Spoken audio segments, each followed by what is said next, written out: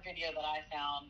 It was talking to me, thinking you could go through it, you know, and you realize, oh shoot, I don't want to do this anymore. Gotcha. Yeah. And that's me. And I'm actually in the settlement stage. And she offered me $2,000.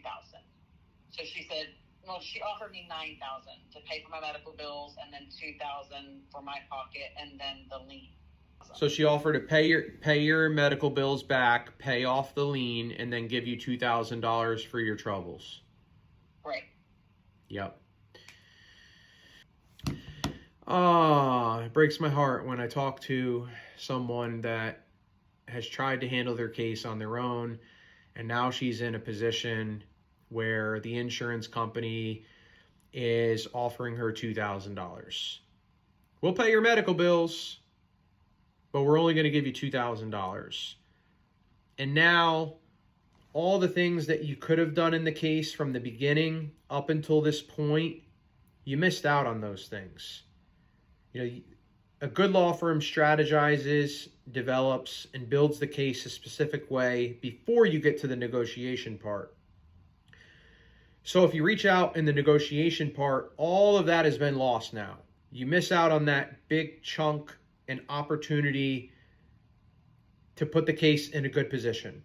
And now you're in a position where you haven't had treatment for almost 5 months, so it's hard to make the case that your injuries are permanent or that you need future treatment, because the adjuster could say, well, it's been 5 months and you haven't had any. So we don't really consider that to be true, and therefore we won't give you future damages. We won't consider your injury as permanent. We're going to consider it as you reached a full recovery, and this is our offer, and we know that you don't have any leverage on your end.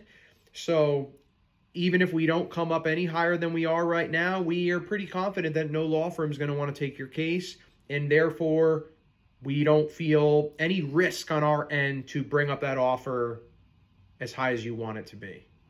And if you listen to the full conversation, you would hear me telling her, you just got to do the best that you can to get this adjuster all the documentation that you possibly can. So if you can get a record that states that your injury is permanent and that you need more treatment down the road, get it. If you can get a lost wage letter from your employer that says how much time you missed up from work and put it down in writing of how much money you missed out on, get it.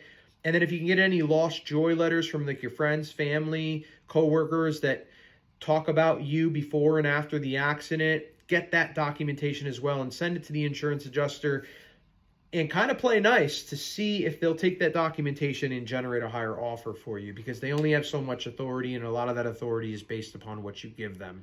I cannot say it enough. I say it so many times in my videos, and I'm not just saying it so that people hire a good law firm. Like, I'm saying it because I know that the insurance company does this. I know that they do this.